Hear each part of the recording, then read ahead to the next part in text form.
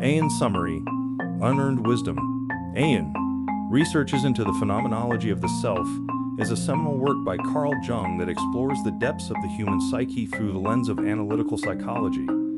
In this book, Jung delves into the concept of the collective unconscious, a foundational element of his psychological theory, which posits that there is a part of the unconscious mind shared by all humans, comprising of archetypes and universal symbols.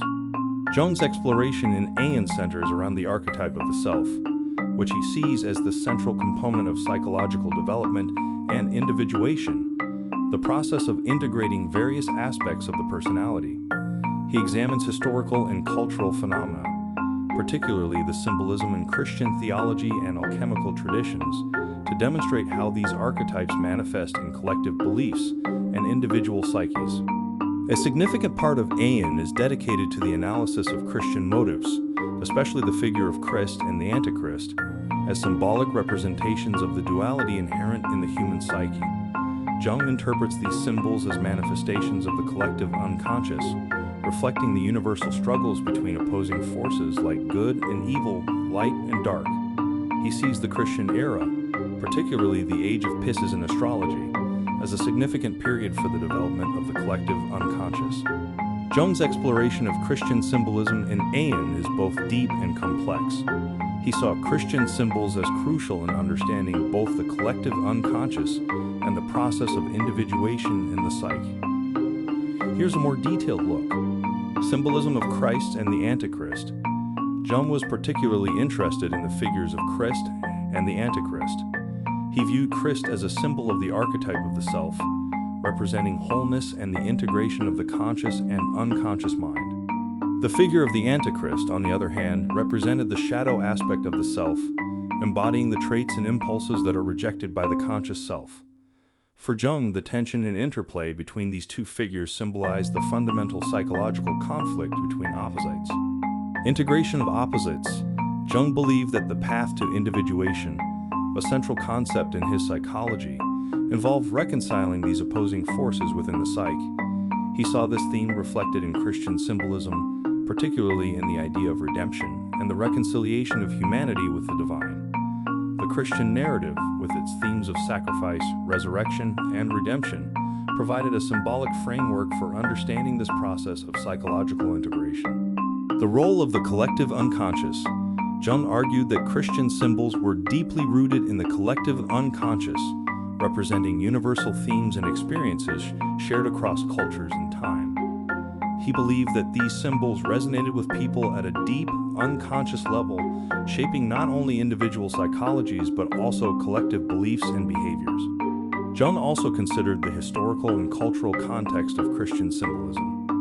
He explored how these symbols evolved over time and what they revealed about the psychological and spiritual development of Western civilization. For instance, the age of Pisces, in astrological terms, was linked with the Christian era and was seen by Jung as a significant period for the development of Western consciousness. Jung often related Christian symbolism to ideas from alchemy and Gnosticism. He saw parallels between alchemical processes and Christian rites, viewing both as symbolic representations of psychological transformation. Gnostic texts, with their emphasis on inner knowledge and the integration of divine elements, also complemented his understanding of Christian symbolism. In Jung's view, exploring Christian symbolism was not just an academic exercise. It was a vital part of understanding the human psyche in its development. He believed that these symbols, deeply embedded in the collective unconscious, played a crucial role in shaping not only individual identities, but also collective cultures and histories. Jung's connection between Gnosticism and Christian symbolism is particularly intriguing and forms a significant part of his exploration in Aion. Here's a deeper dive into this aspect. Jung saw Gnosticism, with its emphasis on personal inner experience of the divine, as a crucial counterpart to mainstream Christianity. He believed that Gnosticism represented a more introspective and psychological approach to spirituality, focusing on inner revelation and knowledge. Gnosis, rather than external authority and dogma. This resonated with Jung's own emphasis on personal psychological development. Gnostic texts often deal with themes of darkness, evil, and the integration of these elements into a higher understanding of the divine. Jung found this relevant to his concept of the shadow, the part of the psyche containing repressed weaknesses, shortcomings, and instincts. He saw parallels between the Gnostic pursuit of wholeness through the integration of darker elements and his own ideas about individuation, which involves confronting and integrating the shadow. In Gnostic belief, the demiurge is a creator deity who is ignorant of the spiritual world and creates the material world imperfectly. Jung interpreted this figure as a symbol of the unconscious aspects of the psyche that can create a distorted view of reality. This ties into his ideas about the need for self-awareness and the dangers of unconscious projections.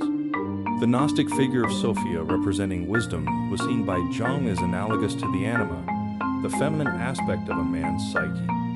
In Gnostic texts, Sophia's journey often involves a fall and redemption, mirroring the process of individuation in Jungian psychology, where the anima plays a key role in integrating unconscious elements into consciousness.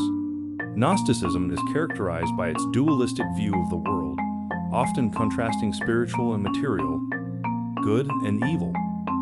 Jung found this dualism reflected in Christian symbolism, particularly in the dichotomies of Christ/Antichrist, light/darkness. He believed that understanding and integrating these opposites was crucial for psychological health and spiritual development. Many Gnostic texts contain rich, symbolic imagery and narratives that Jung interpreted as expressions of universal archetypes found in the collective unconscious. He saw these stories as not just religious or historical artifacts, but as profound expressions of psychological truths. Jung's interpretation of Gnosticism provided a lens through which to view Christian symbolism in a more psychologically nuanced way, highlighting themes of inner knowledge, integration of the self, and the journey towards individuation. Jung also delves into the concept of synchronicity in Aion, exploring the relationship between events that are connected not causally, but through meaning. This ties into his broader investigation of how the individual psyche interacts with and is influenced by collective symbols and events. The depth of Jung's analysis in Aion is extensive, incorporating his understanding of Gnosticism, alchemy, and various mythologies to create a rich tapestry that explains the evolution of consciousness both individually and collectively. His approach combines elements of psychology, history, religion, and philosophy, offering a multi-layered understanding of human experience. In summary, Aion is a complex work that challenges the reader to consider the profound connections between personal psychological development and broader historical and cultural processes. It offers a unique perspective on the human condition, one that intertwines the deeply personal with the universally collective. Jung's Aion, like much of his work, sits at the intersection of psychology, mythology, and spirituality. It's not purely scientific in the empirical sense, but it's not mere speculation either. Jung's theories are grounded in his extensive clinical experience, his studies of mythologies, religions, and cultures, and his deep introspection and self-analysis. However, Jung's ideas, particularly those about archetypes and the collective unconscious, are not universally accepted in modern psychology. They're often seen as more philosophical or speculative, lacking direct empirical evidence.